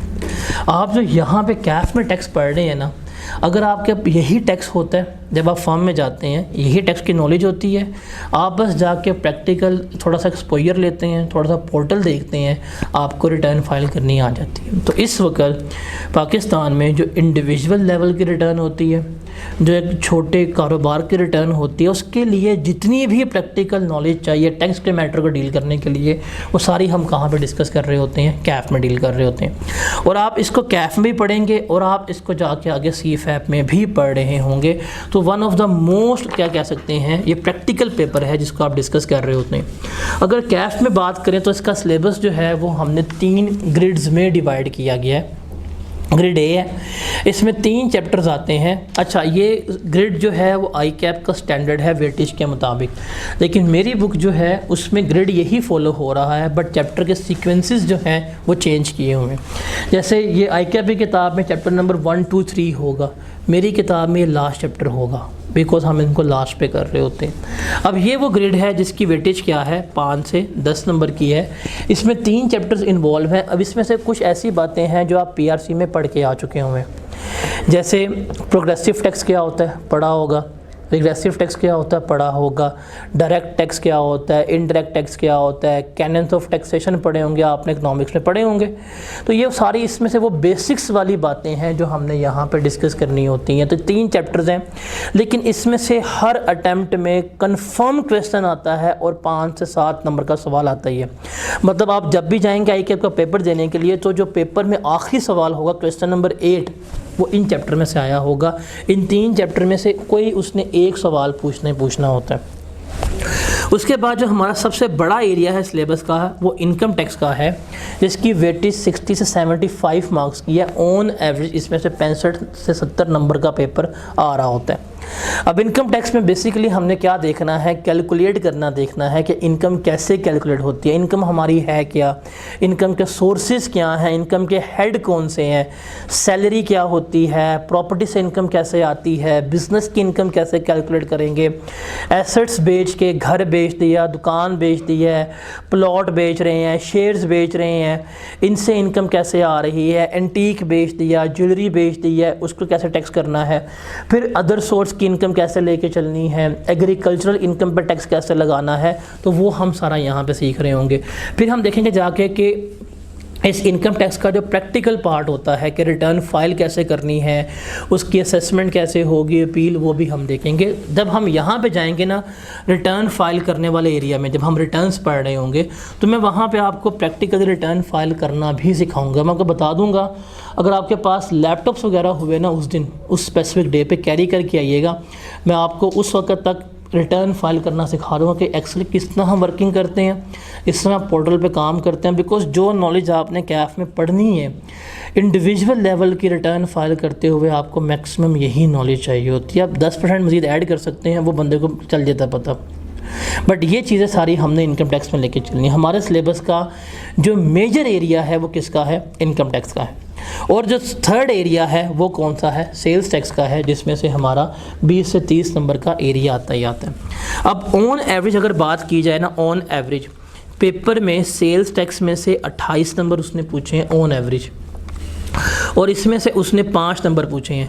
तो अगर आप ये दोनों एरिया अच्छी तरह से कर लें, आप गालिबन 33 से लेके 35 मार्क्स तक क्या कर सकते हैं, आप सिक्योर कर सकते हैं। पेपर पास करने के लिए कितने मार्क्स चाहिए, ये 2 एरिया हैं जो कितने मार्क्स के हैं, 35 के हैं। अगर आप इन 35 में से अगर आप 25 भी सिक्योर कर लेना, और ये लिटरली बताऊं, इन 35 में से 35 सिक्योर हो जाते हैं, जितना ये आसान एरिया है अगर तरीके से किया जाए। इन 35 में से 30 भी सिक्योर हो जाते हैं। अगर आप, मैं बिल्कुल जा रहा हूँ लो एवरेज पे, 25 सिक्योर कर लें, 25 नंबर आप इनकम टैक्स में आराम से सिक्योर कर सकते हैं। स्ट्रेट फॉरवर्ड थ्योरेटिकल क्वेश्चन से पेपर पास हो जाएगा। लेकिन इतने लो एम ना रखिएगा कि हमारा सिर्फ मकसद 50 लेना ही है। अगर आपकी पहली अटैम्प्ट है टैक्स की और अगर आप एफएससी में ब्राइट स्टूडेंट थे, कितने बच्चे ऐसे जिसके एफएससी में 900 प्लस मार्क्स थे, 900 प्लस वाले? तो अगर आप एफएससी में ब्राइट स्टूडेंट रह चुके हुए हैं या मैट्रिक में रह चुके हैं, इसका मतलब नालायक तो नहीं थे, पढ़ने वाले थे। तो उसी अपनी कैपेबिलिटीज़ को यहाँ पे इस्तेमाल करें, उतनी ही एफ़र्ट करें, नॉट ओनली पास, एफ़र्ट करें मेरिट लेने की। आ भी जाएगा और आया भी हुआ है। मैं आपको उसका इंटरव्यू दिखाऊंगा, अभी वो चल नहीं रहा, वरना मैं आपसे वीडियो शेयर करूंगा, देखिएगा। उसके भी एफएससी में कोई 960 के करीब मार्क्स थे, और लेकिन उसके सीए में, कैफ में 3 मेरिट सर्टिफिकेट है, नॉट ओनली 1, 3 आए हुए हैं। उसका सिर्फ रीज़न क्या था कि वो कंसिस्टेंट थी, ब्राइट नहीं थी बट कंसिस्टेंट और रेगुलर थी। रोज़ का काम रोज़ करना है, कभी उसने काम पेंडिंग नहीं छोड़ा अपना। तो अगर आप ये भी चीज़ अडॉप्ट करते हैं तो हो जाएगा। तो इस पेपर में 50 नंबर सिक्योर करना मुश्किल नहीं है। 50 नंबर सिक्योर करने की बात करूँ ना, तो हमारे इनकम टैक्स में एक चैप्टर है इनकम फ्रॉम बिजनेस, इसमें से 20 नंबर का सवाल लाजमी आता है। 20 नंबर एक स्पेसिफिक चैप्टर है, उसका नाम है इनकम फ्रॉम बिजनेस, इसमें से 20 नंबर पेपर में लाजमी आने। अब आप खुद देखें, एक चैप्टर कर लें बिजनेस का, सेल टैक्स आप कर लें 28 नंबर का, ठीक है, और 5 नंबर यहाँ से कर लें, कितने मार्क्स बनते हैं? 50। तो सिर्फ ये 3 एरियाज, सेल्स टैक्स पूरा, ये वाला ग्रिड जिसमें 3 चैप्टर्स हैं, और बिजनेस, कुल मिला के ये बनते हैं 6 चैप्टर। ये 6 चैप्टर पूरे टैक्स में से कितने मार्क्स सिक्योर कर देते हैं? आपके 50 प्लस मार्क्स लेके देख रहे होते हैं। अगर इस 50 में से आप टारगेट रखें कि आपने 40 मार्क्स सिक्योर करने हैं और हो भी जाते हैं, आपका पेपर पास हो जाएगा। टैक्स का पेपर पास करना मुश्किल नहीं है। टैक्स का सिलेबस स्कैटर्ड इतना ज़्यादा है, इसमें से कुछ चीज़ें इंपॉर्टेंट हैं, कुछ चीज़ें लीस्ट इंपॉर्टेंट हैं, कुछ चीज़ें बस पढ़ने की हद तक हैं, याद करने की हद तक नहीं है, कुछ चीज़ें ऐसी हैं जिनके बगैर आपका पेपर बन ही नहीं सकता। अब ये वो चीज़ें ऐसी हैं जिनके बगैर आपका पेपर कभी भी कंप्लीट ही नहीं होता, और वो इतने मार्क्स की आनी है। अगर आपको पता है कि यार ये इतने मार्क्स की आनी है और आपका ये एरिया 100% सिक्योर हो गया है, आपका पेपर ये पास हो सकता है। तो टैक्स की अगर हम बात करें तो ये पेपर बड़ा यूनिक पेपर है, like one of the unique paper है। अगर हम इसके स्ट्रक्चर की बात करें, आप पढ़ेंगे FR 1, वो पेपर है प्योर न्यूमेरिकल। आप पढ़ेंगे CM में, वो पेपर है प्योर न्यूमेरिकल। आप पढ़ेंगे बिजनेस लॉ, पेपर है वो प्योर थ्योरेटिकल। कंपनी लॉ पढ़ेंगे थ्योरेटिकल, ऑडिट पढ़ेंगे थ्योरेटिकल, FR 2 पढ़ेंगे न्यूमेरिकल होगा। ये पेपर क्या है? ये पेपर आपका न्यूमेरिकल भी है प्लस ये पेपर आपका थ्योरेटिकल भी है। One of the unique paper है जिसमें आपको न्यूमेरिकल्स भी मिलने वाले हैं, जिसमें से आपको थ्योरी भी मिलने वाली है। अगर न्यूमेरिकल्स की बात करूं तो पेपर में आपका 60 मार्क्स तक न्यूमेरिकल्स आने ही आने हैं। अगर आप रेंज की बात करें तो वो हर अटैम्प्ट में 50 से 60 नंबर के क्या पूछता है? न्यूमेरिकल्स पूछ रहा होता है, और इसमें 3 न्यूमेरिकल उसने पूछने हैं, कंफर्म है। मैं आपको दिखा भी देता हूँ पास पेपर। एक न्यूमेरिकल पूछेगा वो हेड्स ऑफ इनकम में से, एक न्यूमेरिकल पूछेगा वो बिजनेस में से, एक न्यूमेरिकल पूछेगा वो सेल्स टैक्स में से। 3 न्यूमेरिकल उसके ऊपर वाजिब हैं जो उसने पूछने। इनके अलावा वो साथ हमेशा एक आधा शॉर्ट क्वेश्चन भी न्यूमेरिकल बेस में पूछ रहा होता है। पेपर में आपको जो टोटल क्वेश्चंस आने हैं ना पेपर में टैक्स के, वो 8 आने हैं। इन 8 क्वेश्चंस में से 5 क्वेश्चंस ऐसे हैं जिनका ताल्लुक़ होगा आपके इनकम टैक्स से, 2 क्वेश्चंस ऐसे हैं जिनका ताल्लुक़ होगा आपके सेल्स टैक्स में से, एक क्वेश्चन ऐसा है जिसका ताल्लुक़ होगा आपका जो ग्रेड 1 है बेसिक्स वाला उसमें से। अब जो सेल्स टैक्स के क्वेश्चन होंगे इसमें से एक आपको आएगा न्यूमेरिकल का क्वेश्चन, एक आपको आएगा सवाल थ्योरी का। इस थ्योरी में पार्ट होंगे part A, part B, part C और पार्ट D, इस तरह से पूछ रहा होता है। और इनकम टैक्स की बात करूं तो इनकम टैक्स में से उसने आपको 2 तो पूछने हैं straight forward numerical, straight forward 35 number के न्यूमेरिकल उसने यहाँ से पूछने आपको। इसके अलावा उसने क्या करना होगा, आपसे एक शॉर्ट क्वेश्चन पूछेगा न्यूमेरिकल बेस जो 10 नंबर का होगा, और बाकी वो 2 क्या पूछ रहा होगा आपसे थ्योरेटिकल क्वेश्चन पेपर में पूछ रहा होगा। ये पास पेपर कोई भी पकड़ लें, टैक्स का पेपर का पैटर्न है ही यही। तो न्यूमेरिकल्स अगर आपको देखें, 2 इनकम टैक्स से आने हैं, वाजिब हैं, एक आपको कहाँ से आना है, सेल्स टैक्स से। ये 3 बड़े न्यूमेरिकल्स हैं जो गालिबन आपको मिलेंगे मोर देन 50 मार्क्स के। एक आपको देगा शॉर्ट कैलकुलेशन 8-10 नंबर की, बाकी आपके पास क्या होंगे, थ्योरी। और थ्योरेटिकल क्वेश्चन भी 2 तरह के पूछ रहा होगा, एक होता है नॉलेज बेस्ड क्वेश्चन, एक होता है एप्लीकेशन बेस्ड क्वेश्चन। अब देखें 40 मार्क्स की आपको क्या आनी है, टैक्स में थ्योरी आनी है। इन 40 मार्क्स की थ्योरी में से जो नॉलेज बेस है, नॉलेज बेस का मतलब है रट्टे वाली, जो क्रैम करने वाली है, वो आपकी मैक्सिमम होनी है 15 मार्क्स की। कितने मार्क्स की, 15। आज तक मैंने कोई ऐसा पेपर टैक्स का नहीं देखा कि जिसमें रट्टे वाली थ्योरी ज़्यादा हो, क्रैमिंग वाली थ्योरी नहीं है। और इस पेपर के बारे में यही मिथ मशहूर कर दी गई कि रट्टा मारो पास हो जाएगा, क्रैमिंग से पास नहीं होता। इस अटेम्प्ट का पेपर जो अभी आया है वो highly non cram based paper था, और वो पास पेपर से उसने हट के पूछा, बच्चों ने कहा बड़ा मुश्किल आया। हालांकि वो सारी थ्योरी एप्लीकेशन बेस्ड थी, नॉलेज बेस्ड नहीं थी। तो अगर हम इसमें थ्योरी कर रहे हैं तो जो रट्टे वाली थ्योरी है वो मैक्सिमम कितने मार्क्स की आनी है, 15 मार्क्स की। अब इन 15 मार्क्स में भी कुछ ऐसे सवाल होंगे जो डेफिनेशंस के हैं, जो कंफर्म है, जो आपने याद करने हैं। बाकी कुछ क्वेश्चंस ऐसे हैं जो अपनी वर्डिंग में लिख सकते हैं। जैसे आप इकोनॉमिक्स पढ़ के आए हैं, अब वहाँ पढ़ के आए होंगे डायरेक्ट टैक्स क्या होता है, पढ़ा होगा, इनडायरेक्ट टैक्स पढ़ा होगा। आप इसको अपने वर्ड्स में लिख दें, यहाँ पे आपको पूरे मार्क्स मिल जाएंगे। सवाल ये भी थ्योरेटिकल है, लेकिन अपने वर्ड्स में लिख सकते हैं। जो बिल्कुल वर्ड टू वर्ड याद करने वाली थ्योरी है ना, वो बहुत कम है पूरे टैक्स में। अगर मैं पूरा टैक्स का सिलेबस लेके चलूँ, चैप्टर 1 से लेके लास्ट चैप्टर तक, तो जो रट्टे वाली डेफिनेशंस हैं वो 10 हैं। 10 से ज़्यादा रट्टे वाली चीज़ें है ही नहीं इसमें। बाकी चीज़ें समझनी है, अपनी लैंग्वेज में लिखनी है, समझनी है अपनी लैंग्वेज में, बस आपको लिखना आना चाहिए। सवाल जो उसने पूछा है ना, अगर आप उस सवाल के मुताबिक जवाब दे रहे हैं अपनी अंग्रेज़ी में, आपको मार्क्स मिलेंगे। जैसे फॉर एग्जांपल हमने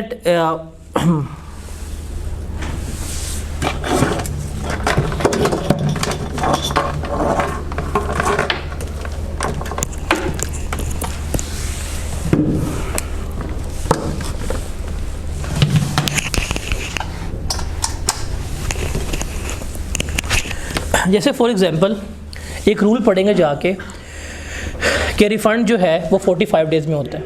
ये एक रूल है, ठीक है। इस रूल पे आता सवाल 5 नंबर का, आपको पूरा सिनेरियो गिवन करेगा और आपने उस पूरे सिनेरियो में यही रूल एक्सप्लेन करना है।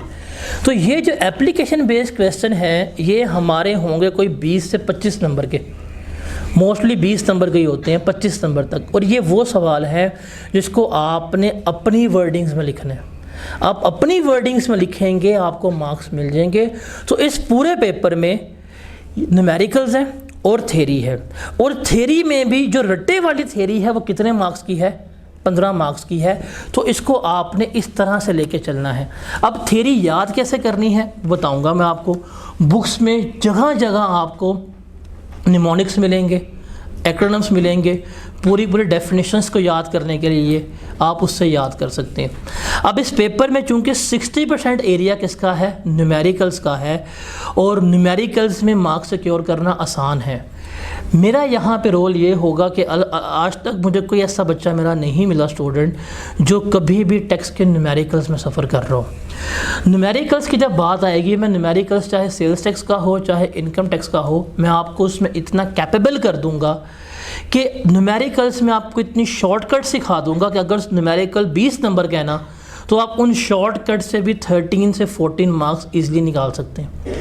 न्यूमेरिकल्स में आपको जितने चोर रास्ते हैं मार्क्स सिक्योर करने के मैं सिखा दूंगा, वही चीज़ें जाके आप अपने रिपोर्टिंग पे अप्लाई कर लीजिएगा, CMA में अप्लाई कर लीजिएगा, हो जाती है।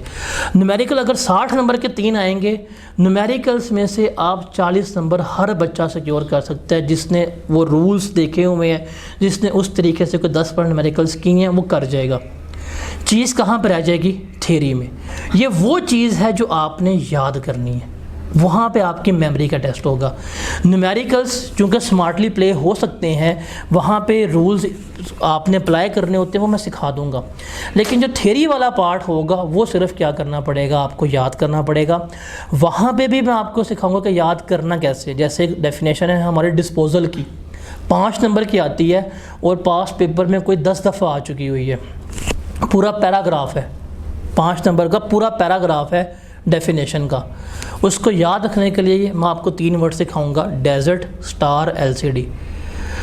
क्या बनता है डी से, ई से क्या बनता है, एस से क्या बनता है, ई से आर से। जब पढ़ेंगे तो आपको पूरी डेफिनेशन जो है याद हो जाएंगी। जैसे पास पेपर में डेफिनेशन आती है 3 नंबर की, कैपिटल एसेट्स क्या होते हैं, अब वो 3 नंबर की आती है, याद करना मुश्किल है, भूल जाते हैं। उसका सिखाऊंगा आपको एक एक्रोनिम SODA, सोडा, आप याद करेंगे, पता होगा एस से क्या बनता है, ओ से, डी से, ए से, आपके डेफिनेशंस याद हो जाएंगी।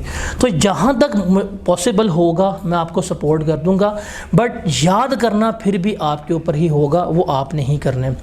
इसलिए इस चीज़ को इजी करने के लिए हम क्या करेंगे, आपके चैप्टर वाइज टेस्ट रखेंगे और उन टेस्ट में जो थ्योरेटिकल चैप्टर्स होंगे उसमें आप लोगों ने लाजमी अपेयर होना है, ताकि आपकी थ्योरी जो है वो हो जाए। बिकॉज पेपर में आप बेशक 3 माह पढ़ के जाएँ, 4 माह पढ़ के जाएँ, 1 हफ़्ता पढ़ के जाएँ, आपकी असेसमेंट होनी है 3 घंटे के एग्ज़ाम में। उसमें जिसने चेक करना है ना वो आपको नाम बाय नेम जानता है, ना वो आपको बाय फेस जानता है, ना उसको आपकी ज़ात का पता है, ना उसको मज़हब का पता है। उसने आपको असेस किस चीज़ से करना है, उस वाइट पेपर शीट पे जहाँ पे आप जवाब लिख के दे के आए हैं। तो आपने वो जवाब लिखना सीखना है कि हमने उस थ्योरेटिकल आंसर को लिखना कैसे है। आपको लिखना आ जाएगा, आपका पेपर जो है वो पास हो जाएगा। तो ये काम सारा करवाना मेरा होगा, करना आपने। न्यूमेरिकल्स आपके लिए आसान कर दूंगा, जो रटे वाली चीज़ है वो आपको बस याद करनी पड़ेगी, ठीक है। अब इस सब्जेक्ट के कुछ इश्यूज़ जो हैं वो देखते हैं क्या है और क्या नहीं। ये कुछ बातें जो हैं ये आपने on a very first day का रखनी है, याद रखनी है, अगर आप इस पेपर को पास करना चाहते हैं, इवन अगर आप इस पेपर में मेरिट सर्टिफिकेट सिक्योर करना चाहते हैं। अब वो क्या है देखते हैं। देखें, कैफ 1 और कैफ 2, बिकॉज दोनों में डील कर रहा होता हूँ, तो अभी हम बात करते हैं कैफ 2 की। टैक्स का पेपर है, इसका एवरेज रिजल्ट कितना है, 35% है। स्प्रिंग 22 से पहले स्कीम चेंज थी, स्प्रिंग 22 के बाद स्कीम नहीं आई है, तो हम उसके बाद ही काउंट करेंगे। स्प्रिंग 22 में कितना रिजल्ट आया है, 31%। ऑटम 22 में कितना आया, 38। स्प्रिंग 23 में कितना आया, 29। ऑटम 23 में कितना आया, 43। आपकी अटेम्प्ट कौन सी है, ऑटम 24। तो ऑटम में रिजल्ट क्या आता है, थोड़ा सा बेहतर आता है, और स्प्रिंग में क्या होता है, ख़राब होता है। ये पता है बेहतर किन का आता है, रिपीटर्स का आता है। जो रिपीटर्स हज़रात हैं वो जल्दी इसमें पास हो जाते हैं, फ्रेशर्स फिर ठुकते हैं इसमें। लेकिन ऑन एवरेज रिजल्ट क्या है हमारा टैक्स का, 35% है। यू कैन से डैट कि 100 बच्चों में से 65 बच्चे क्या कर रहे हैं, पेपर को फेल कर रहे हैं। अगर आप पेपर देने गए हैं और पेपर में फेल हो गए हैं, किससे पूछेंगे आके, एक कॉमन क्वेश्चन है, किससे पूछेंगे बताएं, who is the right person, किससे पूछेंगे, मुझे क्यों निकाला, कौन हो सकता है। क्या कोई ग्रुप जहाँ पे जाके आप एनोनिमस पार्टिसिपेंट बन के पोस्ट करेंगे, वो बताएंगे। वहाँ पे जो आपको बच्चे गाइड कर रहे होते हैं ना, उनके अपने पीआरसी डिस्क्वालीफाई हुए होते हैं। जिसका पीआरसी पास नहीं ना, वो आपको जाके दे रहा होगा एडवाइस ऑडिट की, तो किससे पूछेंगे। 2 बंदे जानते हैं कि वो फेल क्यों हुआ है, एक वो जिसने पेपर दिया, एक वो जिसने फेल किया है। जिसने पेपर दिया होता है ना, वो उसको पता है एग्ज़ाम हॉल में कि मेरा पेपर फेल है, लेकिन उसने क्या करना है, उसने स्केप गोट तलाश करना है कि किसके ऊपर डालूं मलबा कि इसकी वजह से फ़ेल हुआ। लेकिन जो फेल करता है ना, बड़ा चालाक है, वो कहता है भाई तुझे मैं पता तो फेल हुआ क्यों है। तो जो राइट पर्सन जो आपको गाइड कर सकता है कि आप फेल कौन हुआ है, वो कौन है, एग्जामिनर है। ये एग्जामिनर कमेंट्स जो है ना, ये बड़े इंपॉर्टेंट है। आप अगर कैफ में नए आए हैं, बिकॉज पीआरसी में तो ये एग्जामिनर कमेंट्स वगैरह थे ही नहीं, कैफ में एग्जामिनर कमेंट्स हैं, और एग्जामिनर कमेंट्स पढ़ना आपकी रूटीन होनी चाहिए हर पेपर की। उसने हर अटैम्प्ट में बता देता है कि इस अटैम्प्ट में ये प्रॉब्लम थी, जनरल फिर क्वेश्चन वाइज भी बताता है कि ये मसला था, ये मिस्टेक्स की हैं। जब वो इतना एक्सप्लेन कर रहा है कि ये आपने मिस्टेक्स की हैं, आप इनको पढ़ें। जब आप वो टॉपिक तैयार करके बैठे हैं, आप देखें क्या आप भी वो मिस्टेक्स तो नहीं कर रहे। अगर आपने भी वही मिस्टेक्स की हैं जो ये बंदा आइडेंटिफाई कर रहा है, इसका मतलब आप पेपर ये फेल कर सकते थे। आप ये कमेंट्स पढ़ेंगे तो आपको आइडेंटिफिकेशन हो जाएगी कि आप इस पेपर को किस तरह से पास कर सकते हैं। ठीक है, तो कुछ एग्जामिनर कमेंट डिस्कस करते हैं। जैसे ऑटम 2023 का रिजल्ट कितना आया था, 43%। अब देखिए सवाल टोटल कितने आए हैं, 8 सवाल आए हैं। अब इसमें से सवाल जो बुरे परफॉर्म हुए हैं, क्वेश्चन नंबर 5, कितने परसेंट बच्चे पासिंग मार्क्स ले पाए हैं, सिर्फ 7%। क्वेश्चन नंबर 6, क्वेश्चन नंबर 4, मतलब इन 8 में से 3 सवाल जो हैं वो बुरे थे। बाकी क्वेश्चन 1 देखें 73%, 58, 53, 58, 41%, तो ये अच्छे अटैम्प्ट किए। अब वो खुद कह रहा है कि जो ओवरऑल परफॉर्मेंस थी इस सेशन में वो क्या हुई है, इम्प्रूव हो गई है।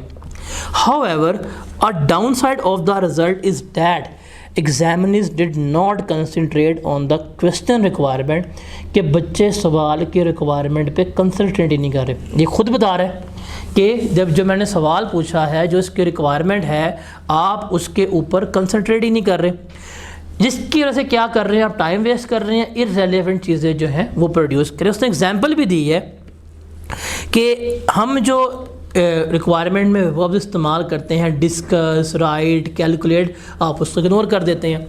अब चूंकि टेक्स्ट का पेपर न्यूमेरिकल बेस्ड पेपर है, इसमें कैलकुलेशन भी है, इसमें डिस्कशन भी है। अब एक ही सवाल है, हम करेंगे पास्ट पेपर में, एक ही सवाल है, 2 अटैम्प्टों में आया हुआ है, सेम क्वेश्चन का दोनों अटैम्प्ट में सॉल्यूशन जो है वो डिफरेंट है। जहाँ पे उसने कैलकुलेट का वर्ड इस्तेमाल किया है, वहाँ पे हमने नंबर्स में कैलकुलेट करके बताना था। जहाँ पे वो डिस्कस का वर्ड इस्तेमाल करेगा, वहाँ पे हमने उसको टेक्स्ट में बताना है। अब वो जब डिस्कस कहता है, बच्चे कैलकुलेट करके आ जाते हैं। जब वो कैलकुलेट कहता है, बच्चे करके आ जाते हैं, डिस्कस करके आ जाते हैं। तो कहता है भाई ये प्रॉब्लम है आप लोगों की। ठीक है, जैसे कह रहा है कि क्वेश्चन नंबर 5 जो वर्ड्स अटेम्प्टेड है, 5B में और 6 में हमने क्या वर्ड इस्तेमाल किया था, डिस्कस का, और हमारी एक्सपेक्टेशन थी कि वो हमें बताएगा, रीजनिंग देगा। तो क्या किया बच्चों ने, जाके ट्रैक का भाई ये रूल है, ये जवाब होता है, डिस्कस नहीं की, कैलकुलेट करके बच्चों ने दे दिया। तो ये प्रॉब्लम कहाँ उसने बताई है, ऑटम 2023 में। चलें स्प्रिंग 2023 इसको देखते हैं। कितना रिजल्ट आया, 29%। कितने क्वेश्चंस आए थे, 8। अब इसमें देखें कौन कौन से क्वेश्चन वर्स अटेम्प्टेड है। Question number 2, question number 4, question number 5, question number 8, even question number 3। ऐसा ही है, 5 में से कितने सवाल ख़राब है, 8 में से कितने सवाल ख़राब है, 5। वो कहता है कि परफॉर्मेंस जो है सेशन में डिक्लाइन हुई है, 38 से कहाँ पे आ गया, 29 पे। और कहता है क्वेश्चन नंबर 2, 4 और 5 तो बहुत ही पुअर गए हैं। फिर आगे वो एक्सप्लेन कर रहा है ओवरऑल, और आगे जाके वो हर क्वेश्चन को भी एक्सप्लेन करता है कि इस क्वेश्चन में ये प्रॉब्लम थी, इस क्वेश्चन में ये प्रॉब्लम थी। जैसे वो कह रहा है ओवरऑल कि examiners were unable to apply their theoretical knowledge to practical situation. क्या बात कर रहे हैं कि जो थ्योरेटिकल नॉलेज है, जो थ्योरी की नॉलेज है, वो प्रैक्टिकल नहीं अप्लाई कर पाया। किसका इशू है, एप्लीकेशन बेस का। टेक्स्ट के पेपर में, लॉ के पेपर में एप्लीकेशन बेस्ड क्वेश्चन सबसे ज़्यादा प्रॉब्लमेटिक है। अब बीलो पढ़ें, बीलो पढ़ के जाएंगे आगे तो आपके आएंगे केस स्टडीज़, आएंगे केस सिनेरियोज, बच्चों की जान जाती है। सीलो में जाएंगे, वहाँ आएंगे केस सिनेरियोज, वहाँ मिस्टेक होती है। ऑडिट में आएंगे, वहाँ भी क्या होंगे, केस सिनेरियोज होंगे, तो मिस्टेक्स होती हैं। तो एप्लीकेशन बेस्ड क्वेश्चंस जो है ना, ये 4 पेपर्स में कॉमन है, टैक्स में, बिजनेस लॉ में, कंपनी लॉ में, ऑडिट में। आप कहीं पे भी अगर आपको ये सॉल्व करना आ जाए कि हमने application based question, scenario based question किस तरह से सॉल्व करने हैं, अगर आप इस पर ग्रिप कर जाएं तो आप टैक्स में अच्छे मार्क्स सिक्योर कर सकते हैं, पेपर पास हो सकता है, लॉ में कर सकते हैं, दोनों लॉ में, और ऑडिट में भी हो सकते हैं। तो आपने सीखना होगा, अब वो जहाँ से मर्जी सीख लें। बेशक आप अगर लॉ पढ़ रहे हैं तो लॉ से सीख लें, टैक्स पढ़ रहे हैं टैक्स में सीख लें, बिकॉज अप्लाई करने का नॉलेज तरीक़ेकार एक ही है। सिनेरियो बेस्ड क्वेश्चंस को डील करने का मेथड एक ही है, अगर आपको वो आ जाएगा तो आपके 4 पेपर जो हैं वो क्या हो जाएंगे, सुकून से निकल जाएंगे। और टेक्स्ट की हर अटैम्प्ट में एग्जामिनर ने यही बात की है कि थ्योरेटिकल क्वेश्चंस को वो नहीं कर पाते डील, ये एक कॉमन मिस्टेक्स है टेक्स्ट में। फिर ऑटम बाइस में चलते हैं। ऑटम बाइस का रिजल्ट कितना है, 38%। सवाल कितने आए थे, 8, 1, 2, 3, 4, मतलब 4 सवाल ऐसे हैं जो फिर क्या है, वर्स्ट अटेम्प्टेड क्वेश्चन काउंट होते हैं। फिर कहता है बिलो एवरी परफॉर्मेंस किस वजह से है, थ्योरी बेस्ड क्वेश्चंस की है। वो कह रहा है इसकी वजह क्या है, बच्चों की पुअर राइटिंग स्किल्स है, ये एग्जामिनर बता रहा है।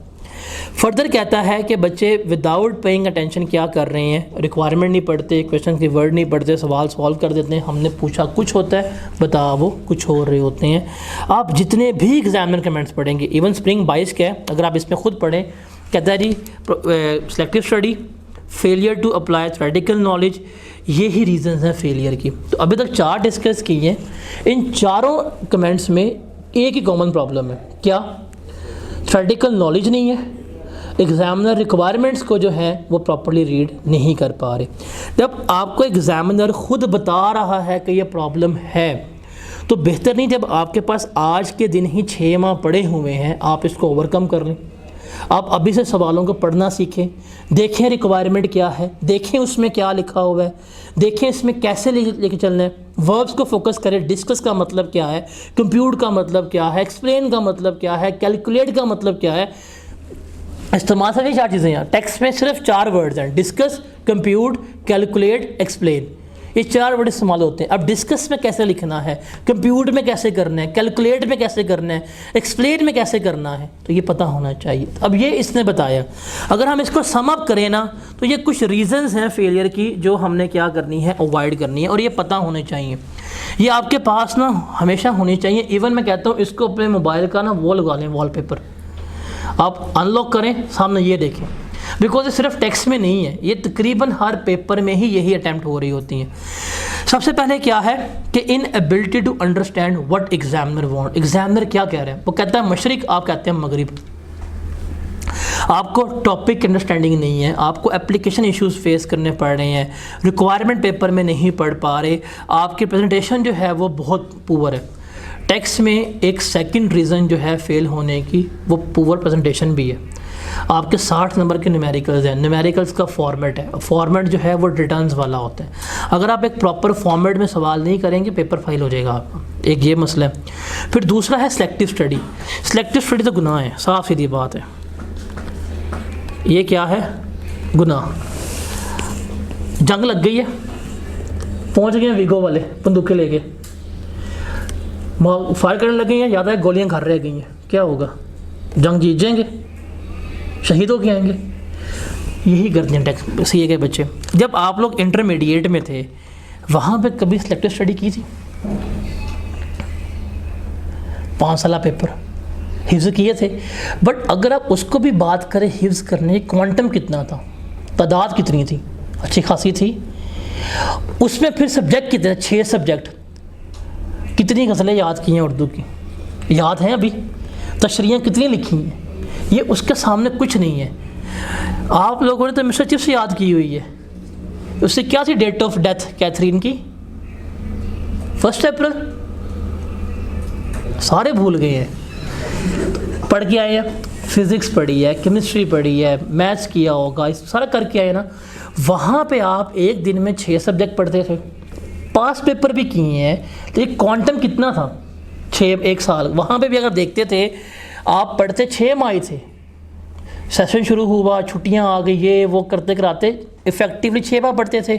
यहाँ भी कितने माह पढ़ रहे हो, 6 माह। बट वहाँ पे 6 माह में आप 6 सब्जेक्ट पढ़ते थे, ठीक है वो इजी थे, ये बहुत मुश्किल है। बट क्वांटम क्या था, रोज़ के क्या पढ़ रहे हैं, 6 सब्जेक्ट कर रहे हैं, लिख लिख के गालिब को आपने, उसको आम बड़े मरगूब थे, उसको आम मरगूब करते करते आपने DHA बना दिया, करते रहे हैं। अब ये उससे कम क्वांटम में लिख रहे हैं। लेकिन वहाँ पे और यहाँ का फ़र्क क्या है कि वहाँ पे भी आपको पता था यार ये चैप्टर है, इसमें से पेपर आना ही आना है, पता था। आपने कभी भी उन चैप्टर्स में रिस्क नहीं लिया, वो सारे करते थे। अब सीए में क्या हो गई है, चीज़ चेंज है। इसमें चैप्टर स्पेसिफिक नहीं है, सिलेबस है। अब आपको इसे अभी बात की थी हमने कि सेल्स टैक्स हो गया, बिजनेस हो गया, इसमें से आपको 50 मार्क्स आने ही आने, जब बता दी है तो क्या हमारा ये अच्छे से तैयारी होना चाहिए ना। तो एक तो ये कि हमने यहाँ पे देखना है कि टॉपिक इम्पोर्टेंट कौन से हैं पहले वो, और सिलेक्टिव स्टडी नहीं करनी। कुछ चीज़ें हैं बहुत लीस्ट इम्पॉर्टेंट है, एटलीस्ट एक दफ़ा पढ़ के जाओ, छोड़ना कुछ नहीं है। आप खुद सोचें, 2 बच्चे हॉल में एंटर हो रहे हैं, एक बच्चा जिसने पूरा सिलेबस तैयार किया हुआ है, कोई चैप्टर नहीं छोड़ा, ऑल दो एक चैप्टर वीक है ठीक है, बट करके सारा गया हुआ है। एक बच्चा, उसके साथ दोस्त है, दोनों दोस्त बाइक पे जा रहे हैं, एक ड्राइव करके पीछे बैठा हुआ है, जो ड्राइव कर रहा है वो चिल है, क्यों, उसका पेपर पूरा तैयार है। जो पीछे बैठा हुआ है उसने एक चैप्टर पूरा छोड़ा हुआ है। आप खुद सोचें, खुद बताएं, जब अभी आप पेपर दे के आए हैं पीआरसी का, क्या हाथ होते हैं आपके हालात उस टाइम पे जब एक चैप्टर छोड़ा होता है, एग्ज़ाम हॉल जा रहे हैं, क्या दुआ मांग रहे होते हैं, या अल्लाह उसमें से ना आए। मतलब घर से निकल के एग्ज़ाम हॉल बैठ के आंखें बंद करके बैठे होते हैं, बिस्मिल्लाह पढ़, या अल्लाह उसमें से ना आए, उसमें से ना आए। इसका मतलब क्या है कि एग्ज़ाम शुरू होने से पहले आपका कॉन्फिडेंस नीचे गिर गया हुआ है। एक बंदा जो प्रॉपर वेल प्रिपेयर्ड था वो कहाँ पे है, 100 पे, आप किस पे खड़े हुए हैं, 80 पे, ऐसे ही है। अब पेपर में अगर सवाल आ गया तो पेपर खोला, बिस्मिल्लाह पढ़ी और फर्स्ट क्वेश्चन ही वो हुआ, तो क्या होता है, क्या होता है उस वक़्त आप कैलकुलेट करते हैं, अगली अटैम्प्ट की फ़ीस इतनी होगी, रीटेक यहाँ से लेना होगा, घर वालों को ये बताना है, ऐसा ही होता है। अब मोरली क्या होता है, जस्ट टेक एन एग्जाम्पल, आपने एक चैप्टर छोड़ा, उसमें से 10 नंबर का सवाल आ गया, आपको वो 10 नंबर का नहीं आता था, लेकिन वो सवाल पढ़ के आपका कॉन्फिडेंस इतना शैटर्ड होता है कि आपको जो 90 मार्क्स का पेपर आता भी होता है आप उसको भी नहीं कर पाते, और ये प्रैक्टिकली होता है। तो अगर आप सिलेक्टिव स्टडी कर रहे हैं, अब यहाँ पे देखिए, एक बच्चा जिसने पूरा सिलेबस पढ़ा है, उसने पेपर अटैम्प्ट करना है 100 का, उसने लेने हैं 100 में से 50% मार्क्स, 50 पास हो जाएगा। आपको ये पेपर आता है 90 का, अगर 90 में से आपके 50% मार्क्स कितने बनते हैं, 45, पास होगा नहीं। इसका मतलब अगर आप पेपर कम अटैम्प्ट करेंगे या कम आता होगा तो आपके पासिंग परसेंटेज क्या हो जाएगी, 50 नहीं रहेगी, बढ़ती जाएगी। 60% मार्क्स लेंगे तब पास होगा। तो इसका मतलब सिलेक्टिव स्टडी आपने बिल्कुल भी नहीं करनी। आपको बड़े लोग मिलेंगे, कोई चांद तारों में मिलेगा बैठा हुआ ग्रुप में, कभी कहीं मिलेंगे, ये ना करो वो ना करो, उनके खुद के पेपर पास नहीं होते, साफ सीधी बात है।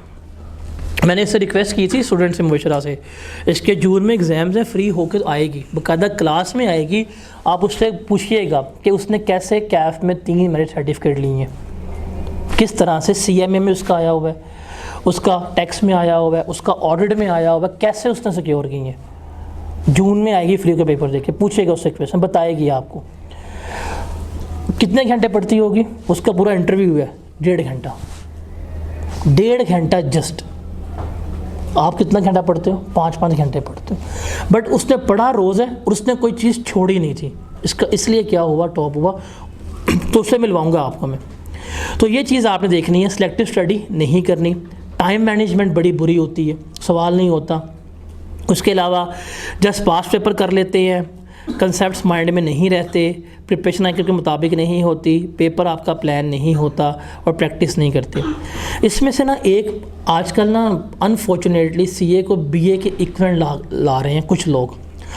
एक मिथ फेमस हो गई है, आप लोग अभी चूँकि नए हैं, मैं आपको एक बात कहूँगा कि सीनियर से दूर रहिएगा।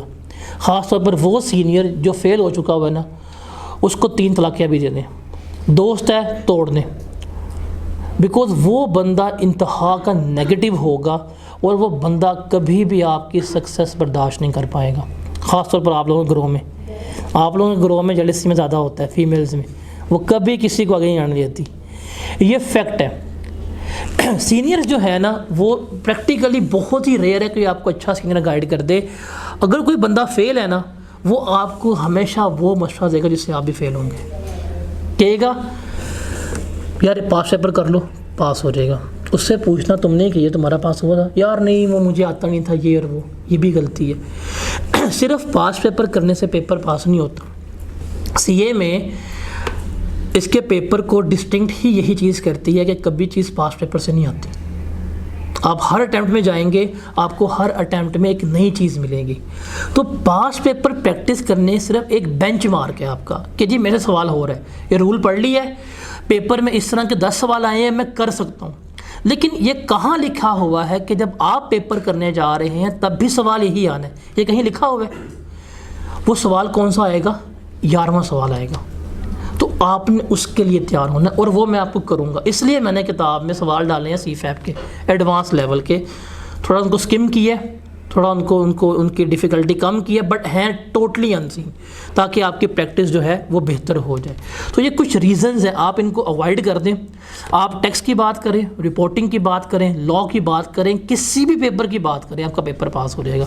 जिसमें से 3 चीज़ें तो लाजमी हैं। एक, खाली पास पेपर नहीं करने, उसके अलावा भी सवाल करने हैं। सिलेक्टिव स्टडी कभी भी नहीं करनी, और रिक्वायरमेंट्स को पढ़ना सीखें, चाहे रिपोर्टिंग में हो, चाहे लॉ में हो, चाहे में हो, जिस मर्जी पेपर में हो। ये 3 चीज़ें हर जगह पे आपकी क्या होती हैं? अडॉप्ट हो रही होती हैं। तो ये प्रॉब्लम्स थी जो आइडेंटिफाई की हैं। इनका सलूशन क्या है? जैसे आपको अगर एग्जामिनर को रिक्वायरमेंट समझ नहीं आ रही तो व्हाट इज़ द सलूशन? कि तमाम टॉपिक्स को रीड करें विद लॉजिक्स, हर क्वेश्चन को अटैम्प्ट करें, एग्जामिनर कमेंट करें, पढ़ें, फॉर्मेट्स के ऊपर ग्रिप हो। मेरा रोल क्या है? मैं आपको नोट्स, समरीज प्रोवाइड करूँगा, आपको मैक्सिमम क्वेश्चन क्लास में करवाऊँगा। अगर टाइम लिमिटेशन हुई तो मैं आपसे कुछ रिकॉर्डिंग भी शेयर करता रहूँगा कि यार ये है। जैसे फॉर एग्जांपल अब सेल्स टैक्स के 28 न्यूमेरिकल्स हैं, अब वो 28 न्यूमेरिकल्स मैं क्लास में कभी नहीं करवा सकता, तो मेरे पास टाइम लिमिटेशन है। ये सेशन भी शॉर्ट है, ईदें हैं, 2 ईदें हैं, फिर मुहर्रम है, तो मैं क्या करूँगा? मैं 10 करवा दूँगा, बाकी जो है वो मैं आपसे कोई 8 के करीब जो है रिकॉर्डिंग शेयर कर दूँगा, बाकी 10 जो है आपने खुद करने होंगे। तो जो करवाऊँगा वो सबसे मुश्किल करवाऊँगा, जो करने के लिए दूंगा वो क्या होंगे? आपके पास आसान होंगे। सिमिलरली सिलेक्टिव स्टडी सॉल्यूशन क्या है? कि तमाम टॉपिक्स आपने कवर करने हैं और मैं आपको हर टॉपिक एक एक लाइन करवा के भेजूंगा, कोई चीज़ नहीं छुड़वाऊंगा। फिर प्रॉपर टाइम मैनेजमेंट सीखनी है आपने। इसके लिए सिंपल है कि टाइम एलोकेटेड स्टडी करनी है। इसका सबसे आसान तरीका है कि टेस्ट में आपने अपेयर होने। टेस्ट होगा टाइमर, 30 मार्क्स का टेस्ट है, पता नहीं 45 मिनट में करना है। 60 मार्क्स का टेस्ट है, पता 1.5 घंटे में करना है। तो उस टाइम में, एलोकेटेड टाइम में आपकी प्रैक्टिस होगी। सिर्फ पास पेपर पर रिलाई नहीं करना चाहिए, आपको एडिशनल क्वेश्चंस करने चाहिए। इसमें क्या होगी? बुक में आपके पास कुछ सवाल होंगे CFAP के, कुछ आपके पास असाइनमेंट्स होंगी, कुछ आपके पास क्विज़ेज़ वगैरह होंगे जो आपकी एडिशनल प्रैक्टिस करवा रहे होंगे। एक चीज़ मैं आपको बता देता हूँ कि जो 24 के करीब टेस्ट होंगे ना, वो टेस्ट पास पेपर में से नहीं होंगे। कोई भी टेस्ट मेरा हिस्टोरिकली आज तक कभी पास पेपर में से नहीं आता। पास पेपर अलग हैं, वो आपने खुद प्रैक्टिस करनी है। जो टेस्ट होंगे वो हमेशा क्या होंगे? अदर देन पास पेपर आ रहे होते हैं, वो टोटली अनसीन होते हैं। उसके अलावा अक्सर होता है जी पेपर में चीज़ें भूल जाती हैं। चैप्टर याद था, पेपर में भूल गए। अब वो भूलना क्यों होता है? बिकॉज चैप्टर का क्वांटम बड़ा होता है, वॉल्यूम बड़ा होता है, हम भूल जाते हैं। तो उसके लिए क्या होगा? आपको समरीज प्रोवाइड जाएंगी। जैसे चैप्टर की है, 4 दिन लगा के उसकी 4.5 मिनट की समरी होगी, जिससे पूरे रूल्स डिस्कस किए होंगे। एक पूरा 1 पेजर होगा, आप वो 1 पेजर पढ़ेंगे, आपको पूरा चैप्टर जो है वो क्या हो जाएगा? रिवाइज हो जाएगा। प्रिपरेशन जो है वो हम क्या करेंगे? ICAP के मुताबिक करेंगे। प्रैक्टिस के लिए आपके पास असाइनमेंट्स होंगी, टेस्ट वगैरह होंगे, और हम इतनी प्रैक्टिस कर लेंगे कि आपको कोई भी चीज़ फेमिलियर ही लगेगी। पेपर में जाएँ कोई चीज़ आपको अनसीन नहीं लग रही होगी। तो ये सारा सेशन का हमारा प्लान होगा। कुछ टिप्स एंड टेक्निक्स हैं जिन पे लाल कांटा मारा हुआ है ना, ये आपने अवॉइड करनी है। जो हरा लिखा हुआ है ये करना है। सिलेक्टिव स्टडी आपने कभी भी नहीं करनी। आप पूछें कितना पढ़ना है? एक सवाल है ना, पेपर पास करना कितना पढ़ना है? टेक्स्ट को रोज़ का 1 घंटा पढ़ना है। क्लास 1.5 घंटे की है अगर, तो टेक्स्ट कितना पढ़ना है आपने? रोज़ का 1 घंटा। इस क्लास के बाद 1 घंटा पढ़ लें, सिर्फ 1 घंटा घड़ी के हिसाब से। 60 मिनट पूरे हुए किताब बंद कर देना, बट पढ़ना फिर रोज़ है। अगर class 6 days in a week हुई है, आपको भी 6 डेज़ इन अ वीक पढ़ना है घंटा। 6 घंटा हफ्ते का। ये नहीं करना कि जी हम वीकेंड पे बैठ के 6 घंटे पढ़ लें, नहीं। रोज़ का काम रोज़ पे करना है। अगर कोई आपका सब्जेक्ट न्यूमेरिकल है ना, तो उसको 1.5 घंटा कर ले आज से, अगर आप वाकई पेपर पास करना चाहते हैं। न्यूमेरिकल के लिए कितना? 1.5 घंटा। जो थ्योरेटिकल है उसके लिए कितना? 1 घंटा। अगर आप स्लो लर्नर हैं, अब स्लो लर्नर होना बुरी बात नहीं है। हर एक की माइंड कैपेबिलिटी सेम नहीं होती, किसी को समझ नहीं आ रही, लेट अब्जॉर्ब कर रहा है, वो इस घंटे को 1.5 कर ले, 1.5 को 2 कर ले। अब 1.5 घंटा नहीं बैठ सकता तो 45 मिनट सुबह बैठ जाए, 45 मिनट शाम में बैठ जाए, इस तरह ब्रेक कर ले, लेकिन करे, कंसिस्टेंसी शो करनी है। अगर आप कंसिस्टेंट है पेपर पास है, अगर आप इनकंसिस्टेंट है तो स्प्रिंग 2025 आपकी खड़ी हुई है सर, मैं आज ही कह रहा हूँ। मैं आपको 25 मार्च को बता रहा हूँ कि अगर आप इनकंसिस्टेंट है तो स्प्रिंग 2025 के टाइम दे रहे हैं आप। फिर अगर आप कंसिस्टेंट हैं आपका पेपर इसी अटैम्प्ट में पास होगा। फिर आखिरी मंथ अगस्त का वो किसके लिए होना चाहिए? जस्ट रिविजन्स के लिए। 1 अगस्त को सिलेबस कवर नहीं करना आपने, टॉपिक्स नहीं कवर करने बैठने, क्या करना है? रिवाइज करने। आपको कल मिलेगा स्केड्यूल, मैं शेयर करूंगा। हम हार्डली 15 जुलाई को सिलेबस वाइंड अप कर रहे हैं हर हालत में, उससे आगे नहीं जाना हमने। वाइंड अप करके उसके बाद आप फ्री हैं और अगस्त में हमने रिवीजन करनी है। आपका पेपर गालिबन है 10 सितंबर को मेरे ख्याल से, 10 या अभी देखा नहीं मैंने, 10 या 9 सितंबर को मैं कंफर्म करके बताऊंगा। उससे एग्जैक्ट मैं 2 महीने पहले आपका सिलेबस वाइंड अप कर दूंगा और उससे 1.5 माह पहले मैं आपको प्रॉपर 13 डेज़ की रिवीजन भी करवा दूंगा। अगस्त सिर्फ होना चाहिए आपकी रिविजन्स के लिए, नॉट फॉर द प्रिपरेशन। फिर टेस्ट में पार्टिसिपेट करना है, टेस्ट लाजमी देने हैं। देखें एक सवाल चैप्टर है तैयार नहीं हुआ, खैर है, 5 सवाल थे, एक आता है, खैर है, कुछ नहीं होता। एक तो किया, फेल होने पे कौन से किसी ने गोली मार देनी है? टेस्ट नहीं देंगे वो गलत चीज़ है। दे के फेल होना फिर भी अप्रिशिएट है, क्यों? एटलीस्ट अटैम्प्ट तो किया, आपने सवाल तो लिखा, लिखना तो आया, तो टेस्ट में आपने लाजमी होना है। फिर बट ये हायर किया हुआ है, उसको सैलरीज जानी है, उसने क्या करना है? कोई टेस्ट नहीं है, बैठना है पबजी खेलते रहना। टेस्ट होंगे तो क्या करेगा? चेक करता रहेगा। तो अपनी फ़ीस भी हलाल करनी है, जिसको हम पे कर रहे हैं वो भी आपने हलाल करना। उसको इतना काम देकर रखना है कि वो टेस्ट चेक करके क्या हो जाए, पागल हो जाए कि यार टेस्ट और ना ले, और टेस्ट लेने हैं हमने, आप देंगे वो चेक करेगा और टाइमली वापस भी करेगा। अगर नहीं करेगा हम उसको फाइन कर दिया करेंगे। टेस्ट दें, टेस्ट दे के फेल होना इज़ नॉट अ प्रॉब्लम। आप टेस्ट दे के आए हैं ना, आप फेल हुए हैं, मुझे पता है यार, मुझे पता है ये फेल है, इसकी ये मिस्टेक है, गाइड कर दूंगा। आपने ये गलती की है, गाइड कर दूंगा। आपने ये गलती की है, नेक्स्ट में नहीं करनी, पता होगा। अगर आपने टेस्ट दिया ही नहीं है और चले गए हैं आई कैप में पेपर देने के लिए, अब क्या कर रहे हैं? फर्स्ट टाइम पेपर कर रहे हैं, फर्स्ट टाइम लिख रहे हैं, मिस्टेक्स हो गई हैं, पेपर फेल हो जाएगा। तो टेस्ट देने हैं आपने।